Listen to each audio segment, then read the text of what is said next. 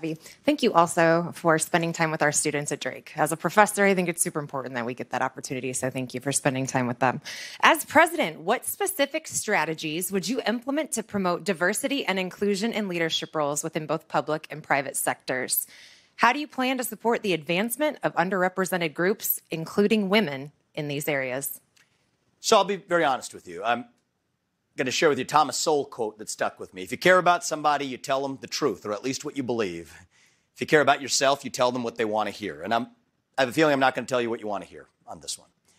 So I think the diversity, equity, inclusion agenda has been abused. In the name of diversity, we have, at many of our universities, totally sacrificed diversity of thought. In the name of equity, we've perpetuated a lot of inequity and inequality of opportunity through affirmative action and otherwise.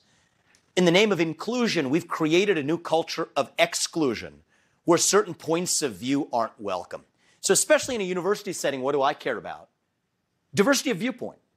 This is important, actually. I think diversity of viewpoint is part of what this country was built on. Well, the best way to foster diversity of viewpoint is to screen candidates for the diversity of their views, actually. Look at the board members of many universities. You're going to go through their partisan affiliation. It's not 80-20. It's going to be like 90-10 in the other direction.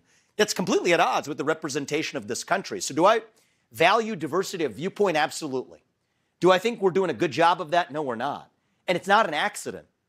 In the name of diversity, we've actually created a new culture of conformity. And so I think it's entirely possible to have a group of 10 people who look similar to one another, who have different views. I think it's entirely possible to have a group of 10 people who look different from one another, or who look the same as one another but have different views, or look different from one another and have the same views.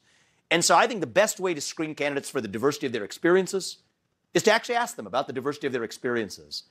And I think the use of these racial and gender quota systems, I think, have actually created a new form of racism in the United States that otherwise would not have existed. It's sad to me. I mean, I've hired, not because I was thinking about it consciously, plenty of black women in different positions of authority in this campaign or other companies or whatever. And I can tell you it saddens me when people look at somebody who I hired on the basis of merit and say that they only got that job because of their race or gender. That doesn't do anybody a favor. And so I think if we restore true meritocracy in this country and embrace true diversity of thought, chances are we're actually going to have a bunch of different shades of melanin and a range of genders in different positions. But let it be not the goal. Let it just be a byproduct of actually selecting for people who are the best person for the job, and especially in a university setting, diverse viewpoints as well. That's what I'll say. And that's a good place for us to pause. We'll be right back with more from presidential candidate Vivek Ramaswamy.